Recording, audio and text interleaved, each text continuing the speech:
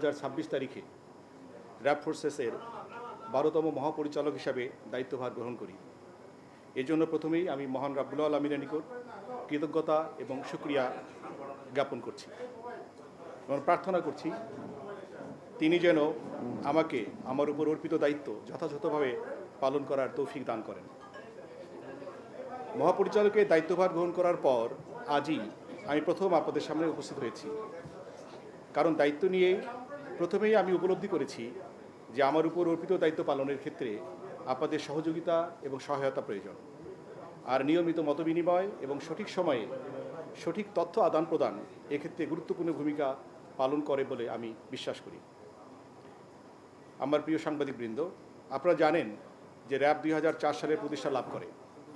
প্রতিষ্ঠা লাভের পর থেকে এই এলিট ফোর্স হিসাবে র্যাব সন্ত্রাস দমন, মাদক বিরোধী কার্যক্রম, অবৈধ আগ্নেয়াস্ত্র এবং গোলাবারুদ উদ্ধার সহ দেশের আইনশৃঙ্খলা রক্ষায় গুরুত্বপূর্ণ ভূমিকা পালন করে আসছে।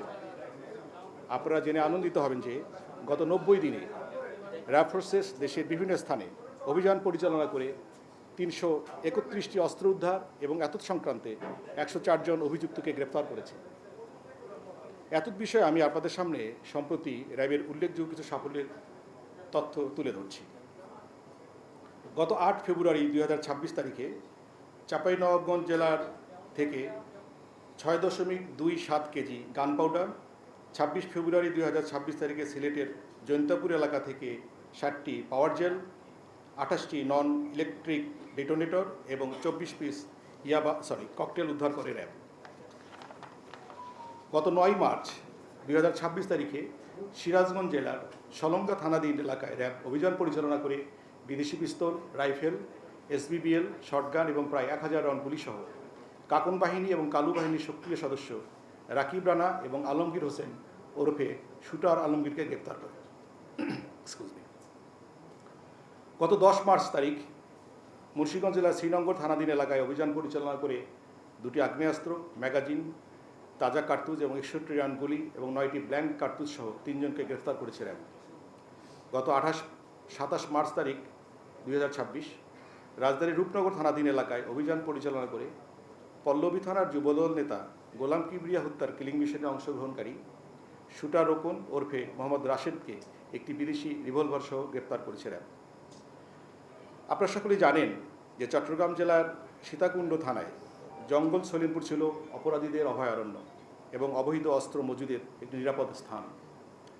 এখানে গত 19 জানুয়ারি 2026 তারিখে অভিযান পরিচালনার সময় সন্ত্রাসীদের হামলায় র্যাব সদস্য ডিএডি মোতালেব হোসেন নিহত হন। পরবর্তীতে এই ঘটনায় 29 জনকে অভিযুক্ত করে র্যাব একটি হত্যা মামলা দায়ের করে।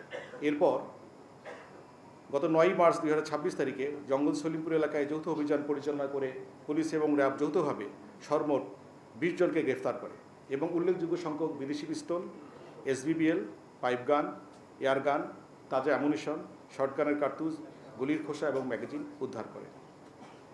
সম্মানিত সাংবাদিকবৃন্দ, র্যাব ফোর্সেস হত্যা মামলায় গত 90 দিনে 484 জনকে গ্রেফতার করেছে।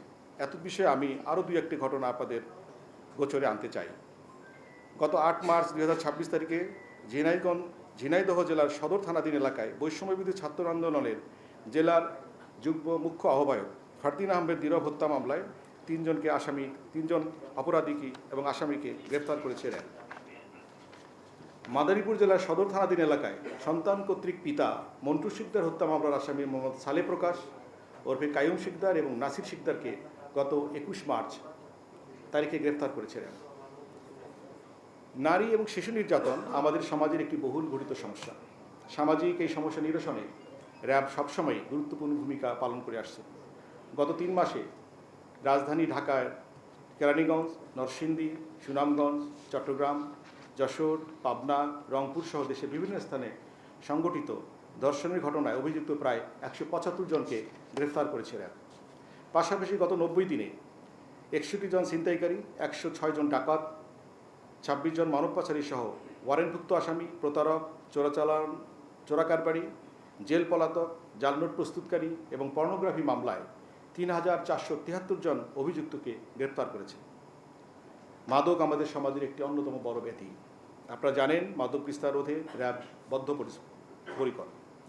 গত 90 দিনে র্যাব মাদক বিরোধী অভিযানে 24 কেজির অধিক হিরোইন, 7,000 বোতল অধিক ফেন্সিডিল এবং 5,000 কেজি গাঁজা এবং 15 লক্ষ পিস ইয়াবা সহ 4,000 লিটার বিদেশি মদ সহ অন্যান্য আরও মাদক দ্রব্য উদ্ধার করে এবং এত সংখ্যাতে প্রায় 1,115 জনকে গ্রেফতার করে।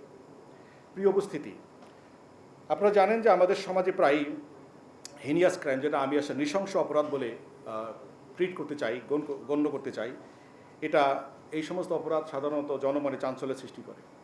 জনমনের স্বস্তি ফেরাতে এসব অপরাধীকে দ্রুত আইনের আওতায় আনতে আইনশৃঙ্খলা বাহিনীর অত্যন্ত গুরুত্বপূর্ণ ভূমিকা থাকে এবং এই বিষয়গুলো অত্যন্ত স্পর্শকাতর হয়ে দাঁড়ায়। এ ধরনের অপরাধীদের আইনের আওতায় আনার ক্ষেত্রে র্যাব সবসময়ই সর্বাধিক গুরুত্ব দিয়ে এবং এই অপরাধীকে ধরবার চেষ্টা করে থাকে।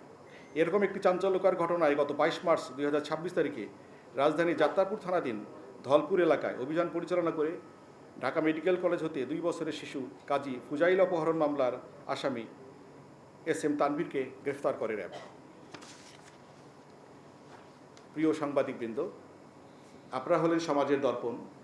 আশা করি অতীতে যেভাবে আপনারা বিভিন্ন অপরাধ দমনে তথ্য দিয়ে র্যাবের অর্জনকে জাতির সামনে উপস্থাপন করেছেন, আমাদের গঠনমূলক সমালোচনা করেছেন, সহায়তা করেছেন, ভবিষ্যতে আপনারা আপনাদের সহযোগিতার মাধ্যমে এ ধারা অব্যাহত রাখবেন।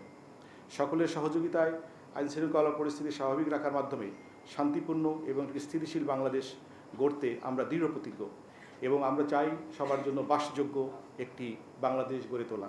এক্ষেত্রে আপনাদের সকলের সহযোগিতা পাবো এবং সবাইকে নিয়ে আমরা এগিয়ে যাব ইনশাআল্লাহ। সকলের প্রতি শুভকামনা রইল। আপনারা সবাই সুস্থ থাকবেন, ভালো থাকবেন। কষ্ট করে আজকের এই মতবিনিময় সভায় আসবার জন্য আপনাদেরকে অসংখ্য ধন্যবাদ।